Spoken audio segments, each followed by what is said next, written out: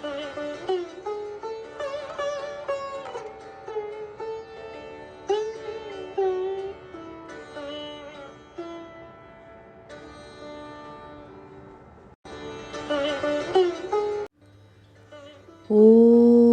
यथाग्नेर्दाहिका शक्ति रामकृष्णे स्थिता हिया सर्वविद्या स्वरूपां तां शारदां प्रणमाम्यहम्। শ্রী শ্রী মায়ের কথা। সরজুবালা। রাত্রি প্রায় 8:30। আজ গিয়ে দেখি মা তখন ঠাকুর ঘরের উত্তরে রাস্তার দিকের বারান্দায় অন্ধকারে বসে জপ করছেন। পাশের ঘরে আমরা বসবার খানিক পরে মা উঠে এলেন এবং হাসি মুখে বললেন, এসেছো মা, এসো। আমি, হ্যাঁ মা, আজ আমরা দুবনে এসেছি। আরতি কি হয়ে গেছে? মা, না, এখনো হয়নি। তোমরা আরতি দেখো, আমি আসছি। আরতি আরম্ভ হলো। অনেকগুলি মহিলা ঠাকুর ঘরে জপ করতে বসলেন। আরতি সাঙ্গ হলে আমরা প্রণাম করে মায়ের উদ্দেশ্যে পাশের ঘরে গেলুম।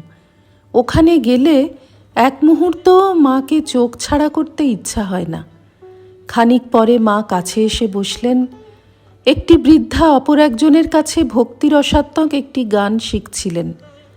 মা তাই শুনে বললেন, হাঁ, ও যা শিখাবে দুছত্র বলে আবার দুছত্র বাদ দিয়ে বলবে। আহা, গান গাইতেন তিনি, অর্থাৎ ঠাকুর, যেন মধু ভরা, গানের উপর যেন ভাসতেন। সে গানে কান ভরে আছে। এখন যে গান শুনি সে শুনতে হয় তাই শুনি। আর নরেনের কি পঞ্চমেই সুর ছিল। আমেরিকা যাবার আগে আমাকে গান শুনিয়ে গেল ঘুষুরির বাড়িতে। বলেছিল, মা, যদি মানুষ হয়ে ফিরতে পারি তবেই আবার আসব, নতুবা এই।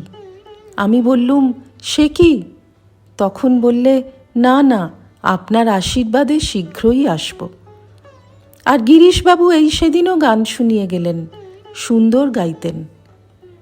রাধু এই সময় মাকে তার কাছে গিয়ে শুতে বলায় মা বললেন, তুমি যাও না সৌগে।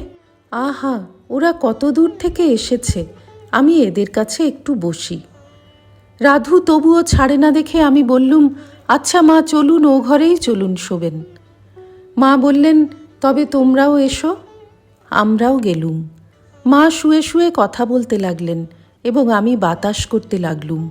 খানিক পরে মা বললেন, এখন বেশ ঠান্ডা হয়েছে, আর না। আমি তখন পায়ে হাত বুলিয়ে দিতে লাগলুম। একজন বৃদ্ধা অপর একজনকে যোগশাস্ত্রের ষটচক্রভেদ ও বিভিন্ন পদ্মের বীজাদি সম্বন্ধে কিছু বলছিলেন। গোলাপ মা বললেন, ওসব বীজমন্ত্র অমন করে বলতে নেই। তবু তিনি বলতে লাগলেন।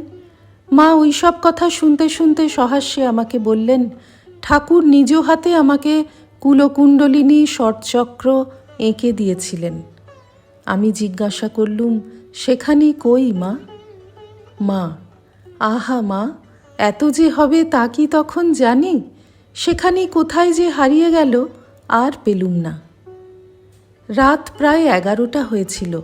আমরা প্রণাম করে বিদায় নিতে মা আশীর্বাদ করে দুর্গা দুর্গা বলতে বলতে উঠে বসলেন।